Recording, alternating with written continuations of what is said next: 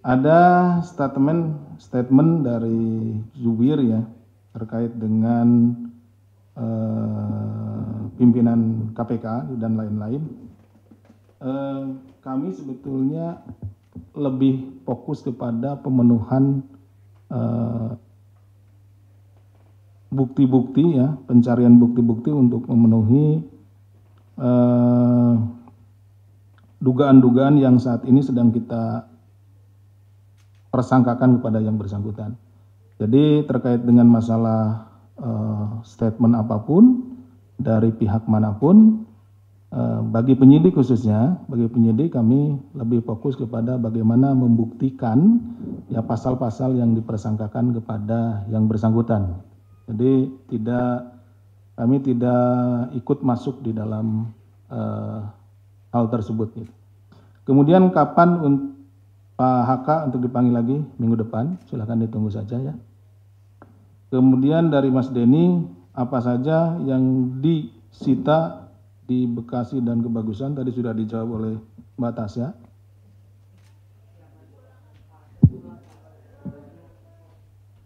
Ya, apa yang disita, yang disandukan tadi ada, kan Mbak Tasya udah bilang tadi. Ya, sabar. Sabar. Jadi yang di Mas Denny menyatakan semalam yang disita dari Bekasi dan Rumah Kebagusan itu apa? Itu ada bukti-bukti ya, ada bukti elektronik maupun juga bukti berupa catatan-catatan. Yang tentunya bukti elektronik dan catatan tersebut itu terkait dengan perkara yang sedang kita tangani. Jadi apapun yang kita lakukan penyitaan itu terkait dengan perkara yang sedang kita tangani. Kemudian dari Mbak Tasya, ini kenapa yang diambil hanya barang yang misalkan tidak sebanyak itu gitu ya, tapi digunakannya koper. Yang kita bawa itu koper gitu kan, dan itu disimpan di tempat yang menurut kami itu aman. Kita menempatkan barang itu. Jadi bukan, kita juga tidak pernah men-statement bahwa yang diambil itu atau yang disita itu adalah sebanyak atau sebanyak yang koper, sebesar yang di koper itu gitu. Tidak pernah kita statement. Tapi penyidik akan menyimpan barang-barang yang disita itu pada tempat atau tempat penyimpanan yang aman gitu. Yang kita bawa tempat penyimpanan yang aman itu adalah koper. Nah, kalau kita tenteng-tenteng di plastik itu kan nanti rawan untuk tertinggal, jatuh dan yang lain. Yang paling cocok yang digunakan untuk membawa ya koper gitu, seperti itu. Kemudian KPK diminta untuk tidak mendramatisir dan kontroversi. Sebetulnya kami ya penyidik lebih fokus kepada pemeriksaan ya, permintaan keterangan, pemanggilan saksi-saksi, penggeledahan, gitu. Upaya paksa yang kita lakukan itu dalam rangka memenuhi unsur-unsur pasal yang dipersangkakan. Jadi kita tidak pernah juga penyidik itu memberikan misalkan mendramatisir segala macam. Kalaupun hadir atau datang ke tempat tertutup atau kemanapun itu dalam rangka penggeledahan, karena memang kami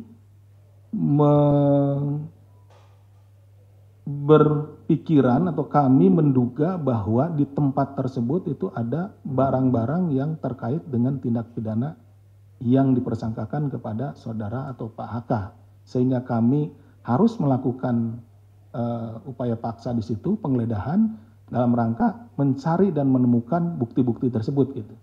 Jadi bukan dalam rangka misalkan sekarang ke rumahnya di Bekasi itu dianggap mendramatisir atau kemudian ke Kebagusan, tidak. Karena memang kami dalam rangka mencari atau memanggil seseorang, misalkan manggil si A atau si B, itu bukan dalam rangka mendramatisir, tapi kami membutuhkan keterangannya untuk membuktikan atau melengkapi unsur-unsur pasal yang dipersangkakan kepadanya. Itu mungkin yang bisa kami sampaikan. Silakan untuk bahwa dalam rangka melaksanakan tugas, penyidik khususnya penggeledahan ya, penyidik juga membawa perlengkapan mulai dari alat-alat dokumentasi, rompi, administrasi, dan itu juga disimpan di koper sehingga bila ada capturean atau pertanyaan kenapa harus bawa koper karena yang disita cuma sedikit, ya memang defaultnya barang-barang perlengkapan yang dibawa oleh penyidik itu harus disimpan dalam koper. Demikian. Oke, kita lanjut untuk sesi BP. Fatah Syubi PKB, Amir Uskara itu P3, Eki Awal Muharrem PKS. Itu pertama, soal aliran dana. Apakah pihak-pihak anggota DPR ini bakal dipanggil ke depannya?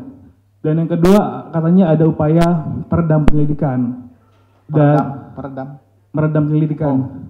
Ini saya dapat kabar bahwa Rajiv menghubungi Pak Ribut, Kapolda Jateng, dan akhir dari pertemuan itu Pak Ribut ngajak ketemu Pak Asep buat bahas masalah CSRBI ini agar penyelidikannya nggak sampai ke anggota DPR lain.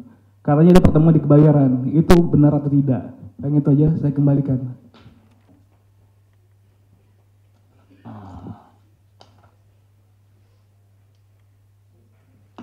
Terima kasih. Ini ada 1, 2, 3, 4, 3 ya. 3. Mas Rizky.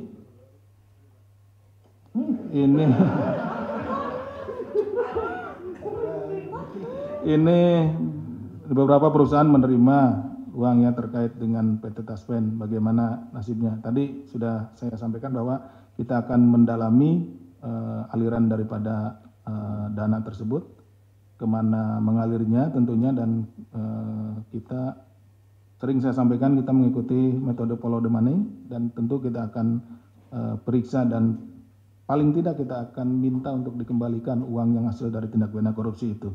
Nah, tapi kalau memang juga nanti ternyata bahwa perusahaan-perusahaan tersebut atau person-person orang-orang yang ada di situ terlibat dalam persekongkolan melakukan tindak pidana korupsi, ya tentu kita akan tangani juga, gitu ya.